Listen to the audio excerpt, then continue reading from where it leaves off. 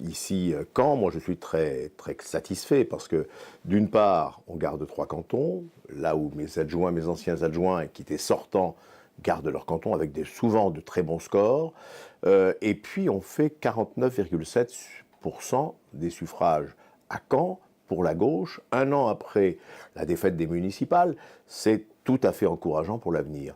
Et puis enfin, sur les 2 cantons qu'on ne gagne pas, eh bien, on a des petits jeunes, le renouvellement, ici, sur le camp 1, sur le camp 2, comme sur le canton de Ouistreham, qui ont fait de très belles campagnes, qui ont montré une très grande maturité politique.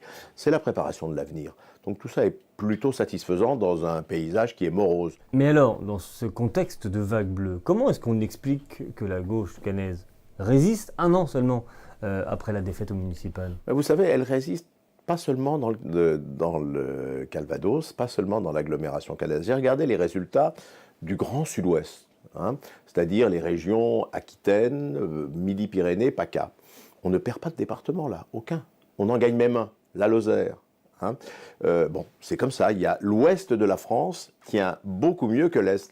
Là où le Front National a beaucoup avancé, c'est dans les anciens territoires industriels, là où la crise charbonnière, la crise sidérurgique, la crise de la métallurgie ont, je dirais, provoqué des licenciements extrêmement massifs et surtout un chômage de très longue durée. Il y a une désespérance de la population, hein, et bien sûr, quand elle ne trouve plus de réponse qui lui donne un espoir dans les grands partis républicains, eh bien, elle a tendance à aller vers des solutions irrationnelles qui ne lui apporteront rien de mieux, qui au contraire peuvent créer des dangers importants, mais c'est comme cela, c'est le genre humain. Si on se projette quand même sur les échéances à venir, sur les régionales notamment, les 5 départements sont aujourd'hui à droite, pardon.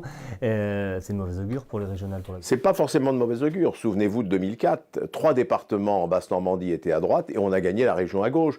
Et en 2010, Laurent Beauvais l'a regagné à gauche et avec quel brio puisqu'il a fait le 4e score national avec 3 départements à droite.